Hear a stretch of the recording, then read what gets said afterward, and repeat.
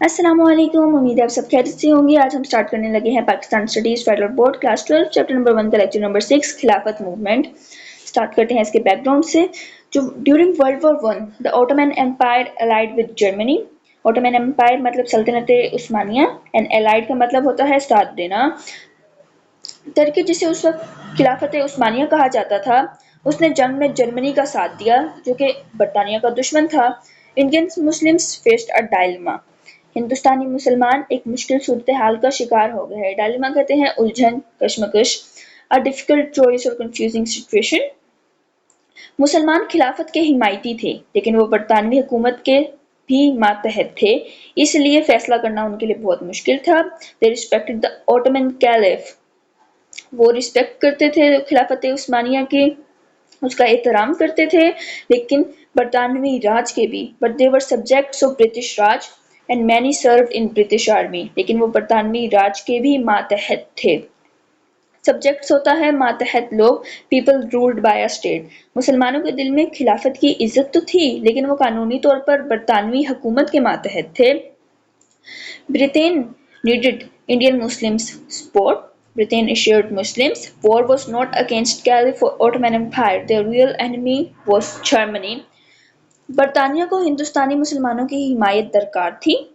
Support, हिमायत, साथ। बरतानिया चाहता था कि मुसलमान उनका साथ दें, इसलिए उनकी खुशनुदी जरूरी थी। बरतानिया ने मुसलमानों को यकीन दिलाया कि जंग खिलाफत या सल्तनत उस्मानिया के खिलाफ नहीं है। बरतानिया ने अपने मकसद को मुख्तलिफ रंग देकर मुसलमानों को साथ रखने की कोशिश की थी। उनका असली दुश्मन जर्मनी था। बरतानिया ने बताया कि जंग का मकसद खिलाफत नहीं बल्कि जर्मनी को शिकस्त देना है। मुस्लिम्स ने इस बात पे ब्रिटेन को सपोर्ट किया, ब्रिटिश लोगों को सपोर्ट किया, बरतानिया की हिमायत की और मुसलमानों ने जंग में बरतानिया का साथ दिया। लेकिन after the war Britain deprived Turki of many territories. जंग के बाद बरतानिया ने तुर्की से कई इलाके छीन लिए। डिप्राइव्ड होता है महरूम कर देना, to take away something. Territories इलाके या सरजमीन, लैंड्स और रीजन्स। जंग खत्म होने पर वादा खिलाफी की गई और खिलाफत को कमजोर कर दिया गया। Allied forces plan to abolish the caliphate. इत्तेहादी ताकतें जो थीं, साथ देने वाली जितनी ताकतें थीं, उन्होंने खिलाफत का खात्मा करना चाहती थीं। वो एबोलिश होता है खत्म कर देना और कैलिफेट मतलब खिलाफत। खिलाफत का इरादा दुनिया भर के मुसलमानों के लिए जो था वो मुकद्दस था, लेकिन मगरबी ताकतें जो थीं वो उसे खत्म करना चाहती थीं। Indian Muslims felt resentment. They saw the caliphate as a religious institution. In response, Indian Muslims launched the Khilafat movement. हिंदुस्तानी मुसलमानों ने शदीद गुस्सा और रंज महसूस किया, नाराजगी। रिजेंटमेंट का मतलब होता है एंगर और displeasure due to unfair treatment. नाराजगी, गुस्सा, इसको हम कह सकते हैं। मुसलमानों को बरतानिया की दोगली पॉलिसी पर बहुत सख्त गुस्सा आया था। वो खिलाफत को एक मजहबी इदारे के तौर पर समझते थे, वो देखते थे खिलाफत सिर्फ सियासी नहीं बल्कि इस्लामी अकीदे की अलामत थी। तो जिसके रिस्पॉन्स में जवाबन हिंदुस्तानी मुसलमानों ने तहरीक खिलाफत का आगाज किया, खिलाफत मूवमेंट का आगाज हुआ। लॉन्च का मतलब होता है शुरू करना या आगाज करना। ठीक हो गया। उसके बाद आते हैं इसके ऑब्जेक्टिव्स ऑफ द खिलाफत मूवमेंट। खिलाफत शुड नॉट बी अबॉलिश्ड। खिलाफत को खत्म नहीं किया जाए। अबॉलिश का मतलब होता है खत्म करना। मुसलमानों का पहला मुतालबा ही यही था कि खिलाफत का जो इदारा है वो उनके नजदीक एक जो है वो एक रूहानी क़यादत की अलामत रखता है, तो उसको खत्म ना किया जाए। Sacred Muslim places such as Mecca and Medina should remain under Ottoman control. मुसलमानों के जो मुकद्दस मकामात जो है ना वो सल्तनत उस्मानिया के कंट्रोल में ही रहें। मतलब खिलाफत तहरीक के मकासद में ये शामिल था कि मुकद्दस मकामात पर मुसलमान खलीफा का ही इख्तियार रहे ताकि उनकी हुर्मत बरकरार रहे। तुर्की should not be deprived of its territory. तुर्की को उसकी ज़मीनों से महरूम ना किया जाए। बरतानिया ने जंग के बाद तुर्की के बहुत से इलाके छीन लिए थे। इस पर भी मुसलमानों ने बहुत शदीद एहतजाज किया था। खिलाफत committee and delegation. All India खिलाफत कमेटी फॉर्म्ड ऑन 23 नवंबर 1919। ये 23 नवंबर 1919 को कायम की गई। फॉर्म्ड का मतलब होता है इस्टेब्लिश्ड, कायम की गई। खिलाफत तहरीक की तंजीमी शक्ल देने के लिए एक मरकजी कमेटी बनाई गई ताकि अवाम तक जो है मैसेज जो है पैगाम اس کو پہنچایا جا سکے۔ اس کا جو مقصد تھا، اس کا پرپس تھا مسلمانوں کو خلافت کی اہمیت سے آگاہ کرنا، کہ لوگوں میں شعور پیدا کرنا کہ خلافت کیوں ضروری ہے۔ Mahatma Gandhi support the movement, انہوں نے اس تحریک کی حمایت کی، اس کو سپورٹ کیا۔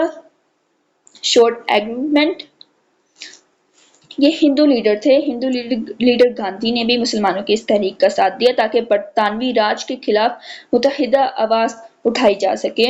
لیکن ان 1920 مسلم ڈیلیگیشن went to Britain، مسلمانوں کا جو ایک وفد ہے، ڈیلیگیشن کا مطلب ہوتا ہے وفد، group sent for any purpose, ٹھیک ہو گیا۔ اس کا جو مسلمان کا ایک گروپ تھا، ایک وفد، اس کو برطانیہ بھیجا گیا تاکہ وہ لارڈ جارج سے ملاقات کر سکیں، مل سکیں۔ اس کا گول کیا تھا، مطلب کرنا کیا چاہتے تھے وہ اس میں، ask for fair treatment of ترکی، کہ ترکی کو ایک فیئر ٹریٹمنٹ دیا جائے، اپنے مطالبات براہ راست حکومت برطانیہ پہنچانے کی کوشش کی۔ لیکن جو وفد تھا، وہ ڈیلیگیشن، اٹ فیلڈ، وفد ناکام رہا، and the return to India disappointed, برطانوی حکومت نے مطالبات نہ مانے تھے، جس سے تحریک میں غصے اور شدت کا پہلو آیا۔ Naan cooperation movement, Muslims started non-cooperation movement to pressure British boycott to British institutions۔ مسلمانوں نے برطانوی حکومت پر دباؤ ڈالنے کے لیے تحریک عدم تعاون شروع کی۔ Non cooperation, refusal to cooperate, مطلب عدم تعاون، کہ کوپریٹ نہیں کرنا ہم نے گورنمنٹ کے ساتھ، یہ انہوں نے ایک تحریک شروع کی۔ برطانوی رویے سے تنگ آ کر ہر ممکن بائیکاٹ کی راہ اختیار کی مسلمانوں نے۔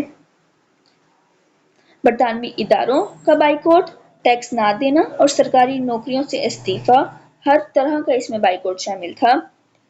بائیکاٹ کا اردو میں مطلب ہوتا ہے ترک تعلق، مطلب refuse to deal with, refusal مطلب سیئنگ نو، انکار، ریزگنیشن استعفیٰ، کوئٹنگ فرام اے جاب۔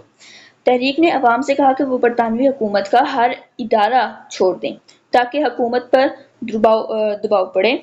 تب ہجرت موومنٹ سٹارٹ ہوئی 1920 میں۔ سم اسکالرس ایشوڈ اے فتویٰ، فتویٰ کہتے ہیں ریلیجیس ڈگری کو، urged Muslims to migrate، ہجرت، to nearby Muslim countries۔ علماء نے فتویٰ دیا کہ مسلمان کسی قریبی مسلم ملک کی طرف ہجرت کریں، کہ برطانوی حکومت میں اسلامی زندگی ممکن نہیں تھی۔ ان کا یہ ریزن تھا بیسیکلی کہ انہوں نے کیوں کہا مسلمانوں کو مائگریٹ کریں، کیونکہ ان کا جو ماننا تھا کہ وہ برٹش رول کے انڈر جو ہے وہ اسلام کی پریکٹس نہیں کر سکتے۔ تھاؤزنڈز آف مسلم جو تھے انہوں نے اپنی پراپرٹی سولڈ کی، اپنی جائیدادیں بیچ کر افغانستان کی طرف ہجرت کی، مائگریٹ ہوئے، کیوں مسلمانوں نے اپنے اسلامی عقیدے کے تحت قربانیاں دیں اور ملک چھوڑنے کا فیصلہ کیا۔ جو افغان گورنمنٹ تھی it welcomed them but later closed borders, Afghan حکومت نے ابتدا میں ان کا خیر مقدم کیا لیکن بعد میں سرحد بند کر دی۔ سرحدیں افغان حکومت جو ہے وسائل کی کمی کے باعث مزید لوگوں کو نہ رکھ سکی۔ Due to economic difficulties, abolition of خلافت۔ In 1924 Mustafa Kemal Ataturk abolished the caliphate, declared Turkey a republic۔ Mustafa Kemal Ataturk نے 1924 میں خلافت کا خاتمہ کر دیا اور ترکی کو جمہوری ملک قرار دیا۔ ایبولش مطلب ہوتا ہے ختم کرنا، ریپبلک جو ہوتا ہے وہ ہوتا ہے جمہوری ریاست، مطلب اس کا مطلب یہ ہوتا ہے کہ state ruled by elected leaders, جو عوام جو ہے ان لیڈرز کو سلیکٹ کرے، ناٹ اے کنگ اور خلیف۔ خلافت کے مکمل خاتمے کے بعد تحریک خلافت کے مقاصد ختم ہو گئے اور تحریک اختتام کو پہنچی۔ ریپبلک کا بیٹا آپ اس طرح سمجھے کہ یہ نہیں ہے کہ نسل بائی نسل وہ آپ کو نشست ملتی جائے گی، اس طرح نہیں، مطلب اگر آپ کا رولنگ پیریڈ ختم ہو گیا ہے نا تو نیکسٹ الیکشنز ہوں گے اور جو عوام آپ کو سلیکٹ کرے گی تبھی آپ اس نشست پہ کرسی پہ آ سکتے ہیں۔ یہ نہیں کہ باپ دادا کی جاگیر سے آپ لوگ اس کرسی پہ نسل بائی نسل آپ بیٹھیں۔ ٹھیک ہو گیا۔ اس کا رزلٹ کیا ہوا؟ There was no reason left to continue the خلافت movement in India۔ اب ہندوستان میں خلافت تحریک کو جاری رکھنے کا کوئی مقصد باقی نہیں رہا۔ خلافت کا جب تھا، خلافت کا جو ادارہ تھا ایک وہ ختم ہو گیا تو تحریک بھی ختم ہو گئی نا۔ اس کے بعد بیٹا آپ نے ڈو یو نو ہے Gandhi was assassinated by Hindu extremist, اور ڈیٹ وغیرہ یہ آپ کے ایم سی کیو کے لیے امپورٹنٹ ہے بس. Thank you for watching. Kindly like and share and subscribe for future updates.